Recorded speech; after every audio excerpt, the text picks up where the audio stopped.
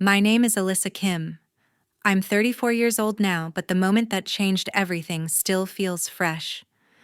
Growing up, I was raised to believe family comes first always. My parents drilled it into us. Blood is thicker than water, loyalty above everything. I took that seriously. I worked my way up in our family consulting firm, pouring 10 years into building it, bringing in clients, growing revenue, thinking my dedication would earn me a real place in the legacy. I thought the house near the university, the one my parents bought years ago as an investment close to campus, was part of that shared future. Turns out some futures are only reserved for certain children. The annual family gathering was supposed to be routine barbecue updates, the usual mix of business and bonding. But that day, in the middle of the agenda, my parents stood up and made the announcement. They were transferring the house near the school to my younger brother Dylan. They said it was to help him get settled during college, that he needed the stability. The room nodded like it was the most natural thing in the world. I sat there, listened to every word, and then smiled. Just smiled. Then I spoke once, calmly. "That's interesting, I already sold it." The table exploded. My father choked on his drink.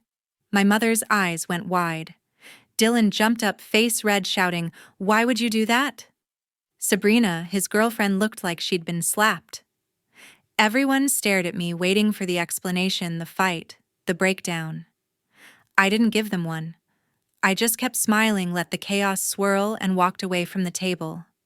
What they didn't know, what no one in that backyard realized, was that I had seen this coming for a long time, and I had already made my move. If you've ever been betrayed by the family you trusted most, or wondered what happens when the quiet one finally speaks up, stay with me. This is the full story, how I went from being the reliable daughter to the one they couldn't control. Hit that like button if you're ready for some intense family drama. Subscribe so you don't miss how it all unfolds, and let's get into it. Everything started during the years I gave everything to the company. When I joined the family consulting firm 10 years ago, it was a small operation based in Arlington, focused on educational advising and real estate services for families relocating near the local university. I began as a junior advisor, but quickly proved my value by securing my first major contract, a partnership with a chain of private tutoring centers that generated over $300,000 in revenue during the first year alone. From there, the momentum continued to build steadily. Over the decade, I closed more than 10 high-value deals, each requiring in-depth market analysis, client negotiations, and tailored strategies that established the firm as a trusted name in the region. The results were clear and measurable. Under my leadership on those accounts, the company's overall revenue increased by more than 50% within 5 years. I managed every aspect from initial outreach to final contract execution, often working late to refine proposals or resolve client issues before they escalated. Several of those projects earned local business awards for outstanding client retention and innovative service delivery. I took quiet pride in that work because it felt like proof that consistent effort could create something lasting. My younger brother Dylan Kim, 28 years old, had stepped into a leadership role in recent years, focusing on client relations and public-facing initiatives. He was charismatic and skilled at making strong first impressions, but the deeper operational work, strategy development, follow-through, and long-term account management typically fell to me. Sabrina Kim, Dylan's girlfriend, had started assisting with administrative tasks and internal coordination about 3 years earlier. She handled scheduling, vendor relationships, and some day-to-day logistics. My parents, Michael and Patricia Kim, were the founders who still oversaw major decisions, though they had gradually stepped back from daily operations. At first, the collaboration seemed balanced. We held regular team meetings where ideas flowed openly, and my proposals were frequently adopted because they aligned with data and proven performance. But over time, the dynamic shifted in subtle yet consistent ways. Dylan began dismissing my suggestions during discussions with comments like, "That's one approach, but I think we need something bolder," even when my recommendations were backed by previous campaign metrics. He would then present a slightly modified version of the same idea in client meetings, receiving praise, while I stayed in the background documenting outcomes. Sabrina contributed to the pattern as well. She frequently assigned me the most time-consuming administrative duties, compiling detailed reports, chasing approvals, organizing client files, while taking credit for the successful results in her updates to the senior team. When I mentioned it privately, she responded with a polite smile and said, "We're all working toward the same goal, Alyssa. It's about the firm, not individuals." The passive-aggressive tone grew more frequent remarks about how some people excel at closing deals, but managing the bigger picture requires a different mindset, or we need to prioritize family vision over personal projects. I also quietly secured my position on the house near the university.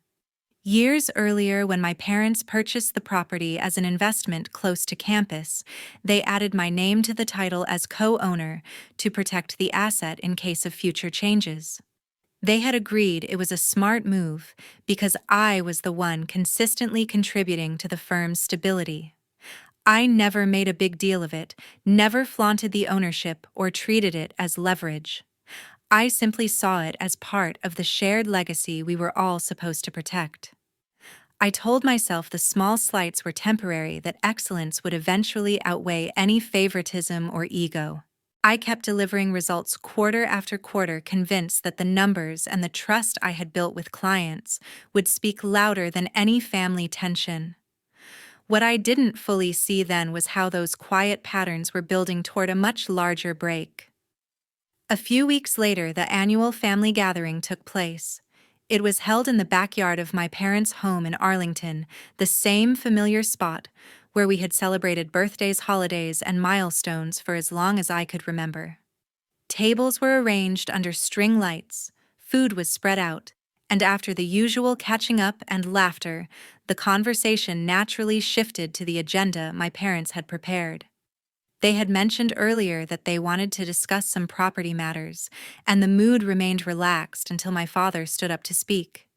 He cleared his throat, looked toward my mother for a moment of silent support, and then made the announcement. They had decided to transfer the house near the university to my younger brother Dylan. He explained that Dylan would need the stability during his college years, that having a place close to campus would help him focus on his studies and ease the transition into adulthood. My mother nodded in agreement, adding that it was a practical way to support their youngest as he began this important chapter. The rest of the family smiled and murmured approval, as if it were just another routine family decision being carried forward. I sat there listening to every word, feeling the familiar tightness in my chest, but keeping my expression completely neutral. When my father finished speaking, I waited for the congratulations to fade, then smiled slowly and deliberately and spoke once. "That's interesting," I said. "I already sold it." The backyard fell silent in an instant. My father's mouth opened, then closed without a sound. My mother's hand flew to her chest. Dylan shot up from his chair, face flushed with disbelief, shouting, "Why would you do that?" Sabrina stared at me as if she had been struck, her mouth slightly open. A couple of aunts exchanged quick glances, frozen in uncertainty. The air thickened with shock and confusion, the kind that follows a statement no one saw coming. Dylan stepped closer, voice rising higher. "You sold it. How? When that house was supposed to be for me, for my future." My mother turned to me, eyes wide with panic. "Alyssa, what do you mean you sold it? That property was part of the family plan." My father looked between us, suddenly unsure of himself. We thought you understood this was for Dylan. He needs it for school." I kept my tone calm and even. The house was co-owned. I had every legal right to sell my share. The paperwork was completed last month. The buyer has already closed. The words landed like stones in still water. Dylan's face went from red to pale. Sabrina grabbed his arm, whispering something sharp under her breath. My parents exchanged a long look, shock, slowly giving way to the realization that they had overlooked the detail of my name remaining on the title. The rest of the gathering dissolved into chaos.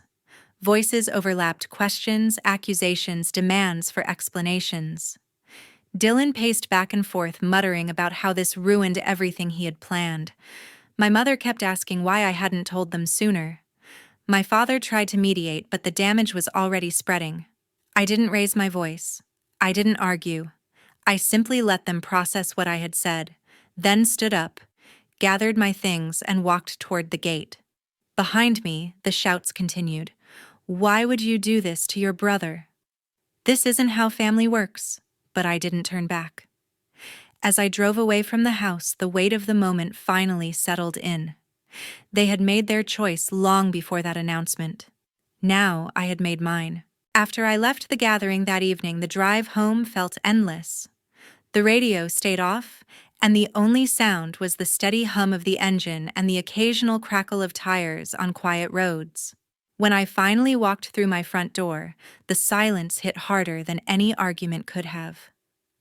I sat on the couch for a long time, staring at nothing, replaying the moment my parents made the announcement, and the way everyone looked at me afterward. It wasn't just the transfer of the house that hurt. It was the realization that the people who had known me my entire life had chosen to erase my place in their plans without a second thought. The next few days turned into a cycle of doubt and second-guessing. I kept asking myself if I had missed the signs, if I had stayed too long or given too much. Mornings were the worst. I would wake up with the same hollow feeling in my chest, wondering if I had thrown away 10 years for nothing. Bills arrived on schedule, but the steady paycheck I had always relied on didn't. I opened my laptop and stared at the company email account I no longer had access to, then closed it again, because looking at the client list only made the loss feel more permanent. Friends texted to check in, but I gave short replies. Explaining the situation out loud made it feel too final. I gave myself a week to process before forcing a decision. On the 8th day after the gathering, I sat at my kitchen table with a notebook and started listing what I still had. I had the knowledge of how to run consultations from start to finish.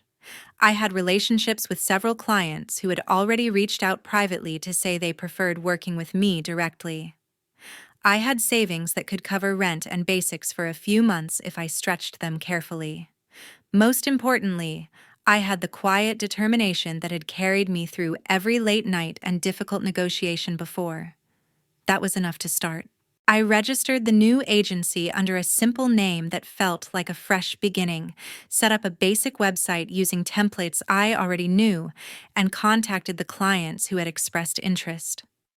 The first response came quickly, a local family who had worked with me for years and wanted to continue the same strategy without the overhead of the old firm. That one contract gave me breathing room. I spent the following weeks building everything from scratch: new contracts, new invoicing system, new marketing materials that reflected only my approach. There were nights when I worked until 3 a.m, fueled by coffee and the fear of falling behind. But there were also moments when I caught myself smiling at a finished proposal because it was mine completely. Money was tight at first. I cut back on everything non-essential, ate simple meals, and skipped social events to avoid questions I wasn't ready to answer. The doubt still crept in during quiet hours, questions about whether I could sustain this alone, whether the family fallout would follow me professionally, but each new client or positive feedback chipped away at it. I learned to negotiate rates on my own terms, to trust my instincts without second opinions, and to build a business that didn't depend on anyone's approval, but my own. By the end of the first month, I had 3 steady contracts and a small pipeline of prospects. The agency was small, but it was growing steadily, and for the first time in years, I felt like I was moving forward on my own terms. Just 1 year later, everything had changed completely. The first real sign of momentum came when the family who had been my longest-standing client reached out directly. They explained that they preferred the consistency and attention to detail I had always provided, and they wanted to continue working with me independently. I structured a new agreement that reflected the value of that relationship, and the revenue from that single contract alone covered overhead and allowed me to bring on a part-time assistant for administrative tasks. The agency was still lean, but it was gaining traction steadily. Word spread quickly through the local network. A private school district that had worked with the old firm contacted me after their latest advising project underperformed, asking if I could step in and salvage the strategy I had originally designed. I agreed, revised the plan to fit their updated needs, and within 3 months, their enrollment inquiries increased by 35%.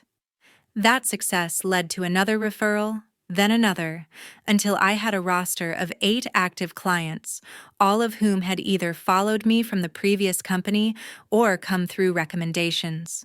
The growth wasn't explosive, but it was consistent and sustainable, built on trust and proven results, rather than promises.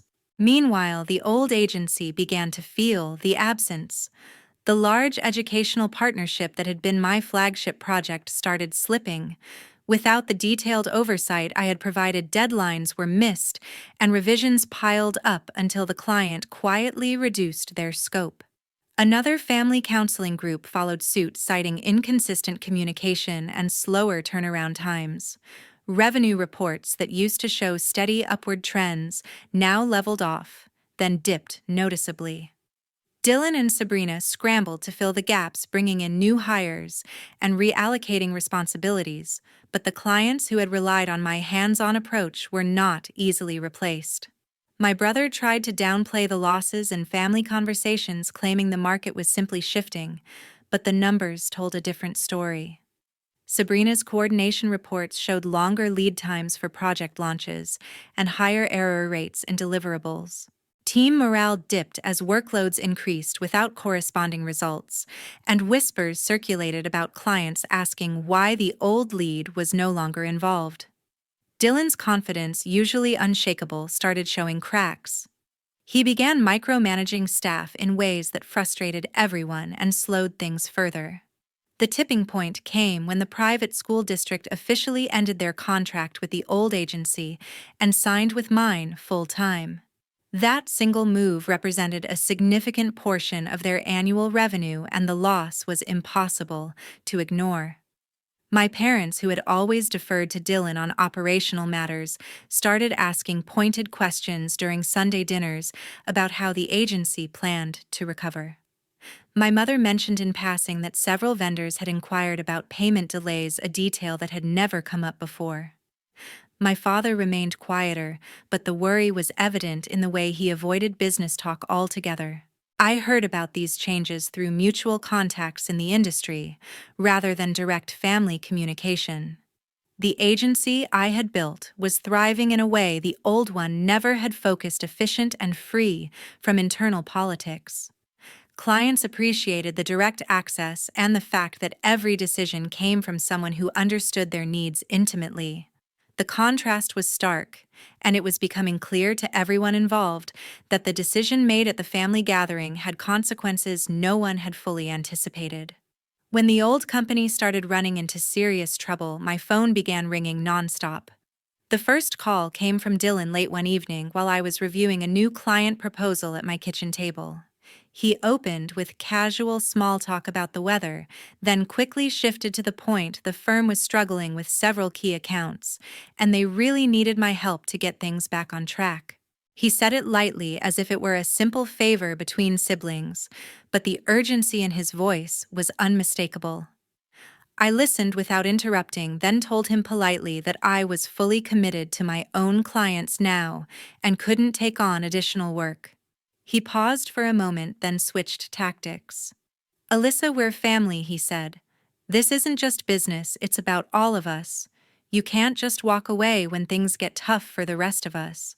The guilt was heavy, layered with the implication that my refusal was a betrayal of everything we had been raised to value. The next evening, Sabrina called. She started by asking how I was doing, sounding genuinely concerned, then moved into how the team was feeling the strain without my experience. "We know you have your own thing now," she said, "but the family business is suffering. It would mean so much if you could come back, even just part-time. We're all in this together. Her words were softer than Dylan's, but the message was the same. My absence was hurting the people who mattered most. My parents reached out separately a few days later. My mom called first, her voice quieter than usual. She talked about how proud she had always been of my work, how the agency had been the family's legacy, and how hard it was to see it falter. "We need you, Alyssa," she said. "Not just for the business, but for us. For your father, for Dylan and Sabrina. We're all feeling the pressure." My dad followed the next morning with a shorter call. He didn't sugarcoat it. Revenue was down significantly. Vendors were pressing for payments, and they were facing difficult decisions about staff. "We raised you to help family," he said plainly. "This is what family does." The pressure built over the following weeks. Dylan texted frequently with updates on lost opportunities and client complaints, always ending with a reminder that we're family, and this doesn't have to be permanent. Sabrina sent longer messages detailing specific projects that were stalling without my input, framing it as a temporary bridge until things stabilized. My mom invited me to dinner, saying it would be good to talk in person, while my dad left voicemails asking if I had thought about the long-term impact on everyone. I responded to each one calmly but firmly. To Dylan, I wrote that I appreciated the concern, but my focus was on the clients I had committed to. To Sabrina, I explained that my schedule was full and I wasn't available for consulting. To my parents, I said that while I cared about them, returning wasn't an option. Each refusal was clear, direct, and consistent. I didn't raise my voice in any message or call, but I didn't waver either. The guilt trips landed, but they no longer carried the weight they once would have. By the end of the month, the tone shifted from pleading to frustration. Dylan's messages grew shorter, laced with irritation. Sabrina stopped calling altogether. My mom sounded disappointed in her last voicemail, and my dad simply stopped reaching out. The silence that followed felt heavier than the pressure ever had, but it also confirmed that the decision to stay away was the right one. When words no longer worked, they turned to actions. A few weeks after the last unanswered message from my mother, the first email arrived in my business inbox. It came from Sabrina, forwarded from a client I had worked with for years at the old firm. The subject line read "Concern regarding recent partnership," and the body contained a carefully worded message suggesting that I had left under difficult circumstances and might not be reliable for long-term commitments. The language was subtle phrases like questions about consistency and potential gaps in follow-through, but the intent was unmistakable to plant doubt without crossing into outright defamation. Similar messages followed over the next 10 days. One client forwarded an email chain where Sabrina referenced past performance issues on projects I had led, implying that my departure had been due to internal concerns. Another received a note from Dylan himself, CC'd to Sabrina, stating that the agency had restructured for better accountability and recommending caution with any new arrangements involving me. The emails were professional on the surface, but the pattern was clear. They were reaching out to my current and potential clients to undermine trust. I saved every message, screenshot the timestamps and headers, and organized them into a dedicated folder labeled Correspondence. When the volume increased to 5 in a single week, I began recording any phone conversations that involved family members. Tennessee law allows one-party consent for recordings, so I made sure to note the date, time, and context for each one. In one voicemail, Dylan said he hoped I would reconsider before things got messier, and in another, Sabrina mentioned in passing that clients were asking questions about my reputation. I documented those too, along with any text messages that arrived outside of business hours. The escalation felt deliberate, designed to force my hand without leaving obvious fingerprints. I spoke with Jolene Hart about it over a secure call one afternoon, sharing the growing collection of messages. She listened carefully, then advised me to consult her formally before responding to anything.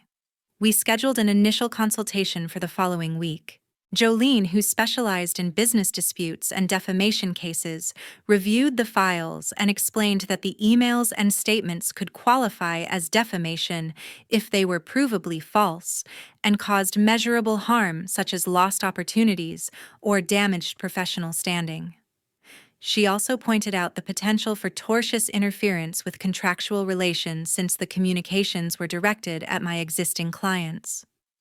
We discussed building a stronger evidence trail, preserving originals without alteration, noting any client feedback that indicated hesitation due to the messages, and continuing to record calls where possible. She advised me to avoid direct confrontation with family members and to respond only through counsel if needed. Over the next month, I followed her guidance precisely. I forwarded suspicious emails to her office, kept a detailed log of interactions, and focused on delivering exceptional work to my clients, so any doubt could be countered by results. The pressure from the old agency didn't stop entirely. There were a few more indirect comments through mutual contacts, but the volume decreased as they realized I wasn't backing down. Jolene reviewed everything and confirmed we had a solid foundation for a claim if the harassment continued. By the end of that period, the folder of evidence had grown substantial. It included timestamps, sender information, exact wording of false claims, and notes on how each communication had affected client relationships. I felt a shift inside, not anger but resolve. The family I had once trusted had crossed a line, and I was no longer willing to let it slide. With Jolene's help, I was ready to protect what I had built. When everything reached its breaking point, I decided to take legal action. After the evidence was fully compiled, Jolene filed the initial complaint in civil court. The claims focused on defamation through false statements about my professional reliability and tortious interference with existing business relationships. Within weeks, the response from the old agency arrived, not a counterclaim, but a request to discuss settlement. Dylan and Sabrina had apparently consulted their own attorney, who quickly realized the strength of the documentation: time-stamped emails, saved voicemails, text logs, and client affidavits confirming the impact on ongoing contracts. The negotiations moved quickly. Jolene represented me firmly, insisting on 3 main terms: a formal written apology to be sent to every client I had worked with at the old agency, a monetary settlement covering both the economic losses from disrupted relationships and compensation for emotional distress, and a permanent no-contact agreement backed by a civil restraining order. The other side pushed back, at first arguing the communications had been private family matters, but the judge assigned to the case reviewed the filings and scheduled an early hearing that made it clear the evidence was compelling. Faced with the likelihood of a public trial and potential punitive damages, they agreed to settle. The final agreement included a payment of $75,000 split between documented economic harm and compensation for emotional distress, and a public apology drafted by Jolene that acknowledged the false statements and their impact on my reputation. The restraining order was granted for 3 years, prohibiting any direct or indirect contact, including through third parties. The order was entered quietly without fanfare, but it carried the full weight of the court. With the legal matter resolved, I made the decision to cut contact completely. I blocked numbers, set email filters, and informed mutual acquaintances that I would no longer discuss family matters. The silence that followed was complete, and for the first time in years, it felt like peace rather than absence. My brother and his girlfriend faced immediate consequences. The agency continued to lose ground as more clients quietly shifted their business elsewhere, and internal morale never recovered. My parents, who had once seen the company as their legacy, watched it shrink to a fraction of its former size, eventually selling off assets to stay afloat. The family dynamic that had once felt unbreakable simply dissolved. Meanwhile, the agency I had built grew steadily.